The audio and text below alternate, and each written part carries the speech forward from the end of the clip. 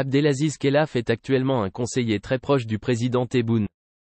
Natif d'El Oued, il a été ministre du Commerce et des Finances dans les années 1980, ambassadeur en Tunisie, puis secrétaire général entre 1991 et 1992, à la présidence de la République. Une période particulièrement délicate, durant laquelle le pays a connu l'ouverture démocratique, la montée des islamistes et la démission du président Chadli Benjedid. Retiré de la politique, Abdelaziz Khelaf a dirigé de 1994 à 2006, la Banque islamique de développement, BID, ce qui lui a permis de se constituer un solide carnet d'adresses, parmi les dirigeants politiques et économiques en Afrique, au Moyen-Orient et en Asie. Il a aussi été pendant une période le directeur de cabinet du président Tebboune. Boualem Boualem est l'un des hommes clés de l'entourage du chef de l'État. D'une grande discrétion, cet ancien magistrat occupe les fonctions de conseiller aux affaires juridiques et judiciaires.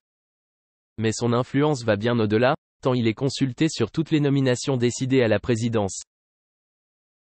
Avant d'accéder au palais d'El Mouradia, Boualem Boualem a longtemps piloté l'organe national de prévention et de lutte contre les infractions liées aux technologies de l'information et de la communication, le service chargé des écoutes téléphoniques, rattaché au ministère de la Défense. À son actuel poste, cet ancien sénateur du Rassemblement national pour la démocratie, RND, a été chargé du suivi des dossiers de corruption, pour lesquels de nombreux anciens ministres et oligarques ont écopé de lourdes peines de prison. Il est actuellement chef de cabinet du président Tebboune. Abdelhafid Alaoum est conseiller pour les questions sociétales et associatives. Il accompagne Abdelmadjid Tebboune depuis un long moment. Plus précisément, depuis la disgrâce de Tebboune pendant la campagne électorale pour la présidentielle de 2019. Député entre 1982 et 1987, ancien receveur des contributions, Abdelhafid Alaoum a été notamment chargé du règlement du délicat dossier des retraités de l'armée, qui réclamaient une prime d'invalidité pour leurs états de service, liés à la lutte contre le terrorisme. Il avait aussi la mission de porter la parole du président auprès de la société civile. En août 2021, il a rendu visite à la famille de Djamel Bensmaïl, dont la mort par lynchage en 2021 lors des feux de forêt qui ont sévi en Kabylie, avait provoqué une vague d'indignation en Algérie. Samir Agoun est arrivé à la présidence en septembre 2021, comme porte-parole, après que ce poste a été laissé vacant par Mohand Saïd Oubelaïd, victime d'un grave AVC et décédé depuis.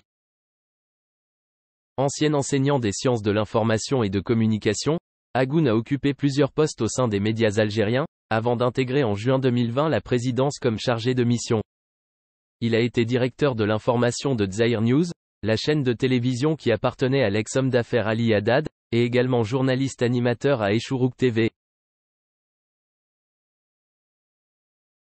Longtemps conseiller du groupe privé Cévital, Kamel Sidi Saïd pilote la direction de la communication à la présidence. Il est très proche du chef de l'État, dont il était resté fidèle après sa traversée du désert, au lendemain de son limogeage de son poste de Premier ministre en août 2017.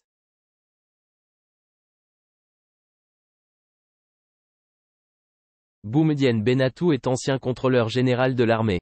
Il arrive à la présidence en 2021, comme conseiller chargé des affaires en lien avec la défense et la sécurité. Il remplace le général-major Abdelaziz Medjahed qui prend alors la tête de l'Institut national des études de stratégie globale. Bon connaisseur de l'Allemagne, où il a fait ses études, Boumedienne Bennatou a préparé une thèse de doctorat en sciences politiques à Alger, qui portait sur les contrats d'armement et le transfert des technologies vers les pays du Sud.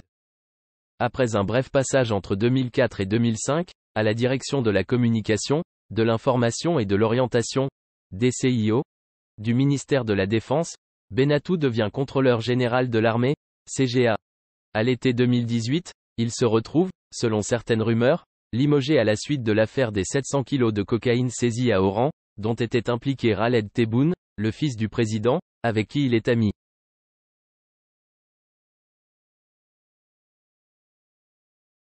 Mohamed Shafik Mesbah a fait l'essentiel de sa carrière dans les services des renseignements.